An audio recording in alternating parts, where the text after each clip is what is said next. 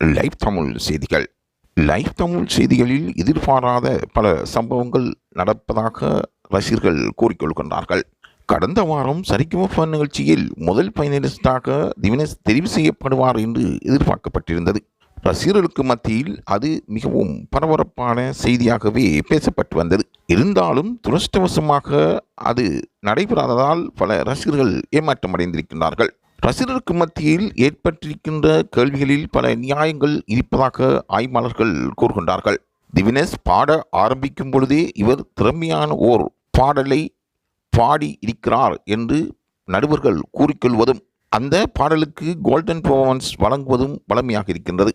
திவினேஷின் பாடலை பார்த்து வருகின்ற நடுவர்கள் அவரை ஆசீர்வதிக்காமல் செல்வதில்லை.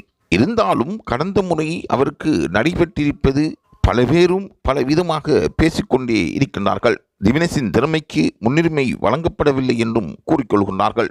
நடுவர்கள் திவினேஷை புகழ்ந்து தள்ளியும் வருகின்ற விசேட நடுவர்கள் திவினேஷின் திறமை மீது நம்பிக்கை கொண்டவர்களாகவும் கூறிக்கொள்வதும் இறுதியில் முதலாவது ஃபைனலிஸ்டாக திவினேஷ் செல்லவில்லை என்பதும் ஆதங்கமாகவே இருக்கின்றது. அவர்களின் ஆதங்கத்தில் நியாயங்களும் தேடப்படுகின்றன.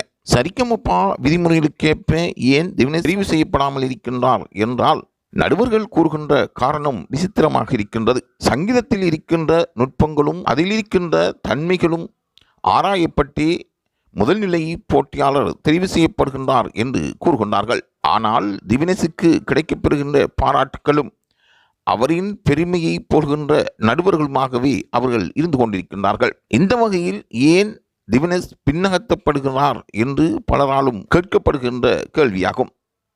சரிகமப நிகழ்ச்சி தொகுப்பாளர்கள் இது தொடர்பில் சரியான சந்தர்ப்பத்தில் அவர் தெரிவு செய்யப்படுவார் என்று கூறுகின்றார்கள். இருந்தாலும் ரசிகர்களுக்கு மத்தியில் இது பெரும் அலகுழப்பத்தை ஏற்படுத்தியிருப்பதாக கூறப்படுகின்றது.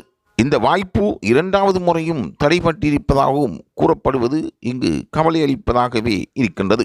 ரசிகர்கள் எதிர்பார்ப்புடன் இருக்கின்ற திவினேஷின் எதிர்கால சங்கீதத்துறைக்கான முன்னேற்றமும் அவர் சிறந்த பாடகராக வர வேண்டும் என்ற ஆவலும் ரசிகர்களை ஏமாற்றியிருப்பதாகவே கூறப்படுவது இங்கு குறிப்பிடத்தக்கதாகும்.